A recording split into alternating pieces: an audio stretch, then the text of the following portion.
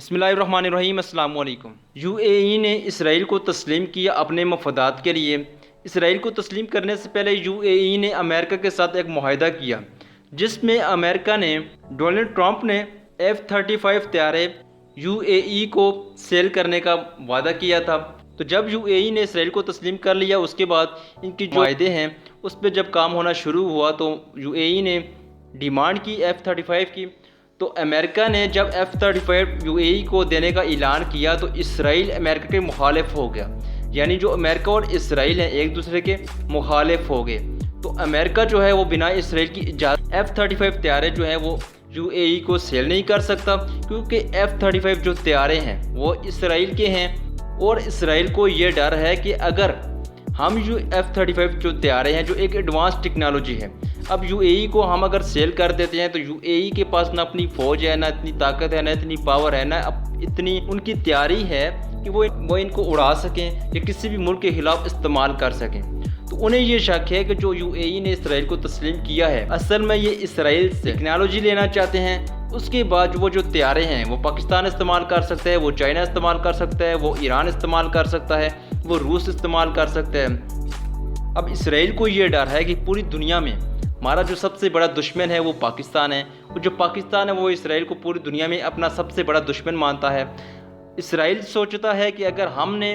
You اے ای کو F-35 طیارے دے دیے تو جو ایڈوانس ٹیکنالوجی ہے وہ یو اے ای کے پاس چلی جائے گی، اور جو عرب میں جب بھی کوئی مشکل وقت آتا ہے تو ان کے ساتھ جو کھڑا ہوتا ہے وہ صرف اور صرف ہے پاکستان۔ پاکستان جتنا بھی عربوں کے خلاف ہو جائے، عرب جتنے بھی پاکستان کے خلاف ہو جائیں، لیکن جب بھی عربوں پہ کوئی مشکل وقت آتا ہے تو پاکستان ان کا ساتھ دیتا ہے۔ پاکستان کے علاوہ کوئی بھی اسلامی ملک ایٹمی طاقت نہیں ہے، اس لیے اسرائیل کو یہ ڈر ہے کہ پاکستان کے کہنے پر ہی یو اے ای امریکہ سے F-35 خریدنا چاہتا ہے۔ اب اسرائیل کو یہ ڈر ہے کہ اگر ہم F-35 یو اے ای کو سیل کر دیتے ہیں تو جو پاکستان ہے وہ ان کو ٹرین کرے گا، ان کی فوج پاکستان ٹرین کرتا ہے، ان کے جو جنرل ہیں وہ پاکستان کی طرف سے آتے ہیں، ان کی جو جتنی بھی ٹریننگ ہے آرمی کی ہو، پائلٹس کی ہو یا نیوی کی ہو، ایئر فورس کی بھی ہو، جو جیسی بھی ہو،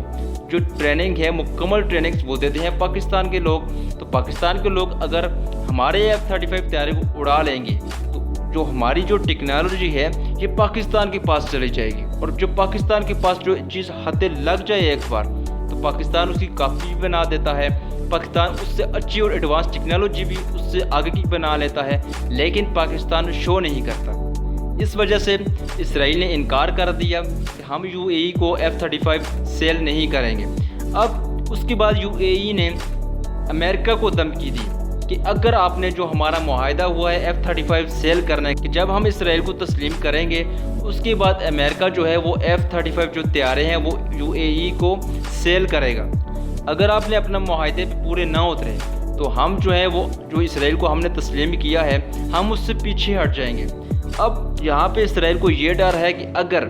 عرب ہم سے پیچھے ہٹ جاتے ہیں، یو اے ای ہم سے پیچھے ہٹ جاتا ہے، تو اس صورت میں جو سعودی عرب پوری اسلامی ممالک کو کنٹرول کرتا ہے، پوری اسلامی ممالک کو لیڈ کرتا ہے، وہ جو طاقت ہے، وہ جو پاور ہے وہ پاکستان کے پاس چلی جائے گی، کیونکہ پاکستان نے جو سعودی عرب کا 1 ارب واپس کیا ہے اس کے بعد پاکستان نے ایک رسک لیا ہے کہ جو پاکستان ہے وہ مسلم ممالک کو، امت کو اکٹھا بھی کرے گا اور امت کو لیڈ بھی کرے گا، اور اس صورت میں جو عرب ہیں وہ پاکستان کی طرف چلے جائیں گے، اور جو پاکستان ہے وہ تو اسرائیل کا سب سے بڑا دشمن ہے۔ اور اگر جو یو اے ای ہے وہ پاکستان کی طرف چلا جاتا ہے تو جو پاکستان اور چائنا کی جو دوستی ہے وہ بہت پرانی ہے اور وہ ایک مثالی دوستی ہے، تو وہ جو ٹیکنالوجی ہے وہ چائنا کے پاس چلی جائے گی، اور چائنا اس ٹیکنالوجی کو استعمال کر کے اس سے اچھی ایڈوانس ٹیکنالوجی بنا لے گا اور وہ پاکستان کو بھی ٹیکنالوجی دے دے گا۔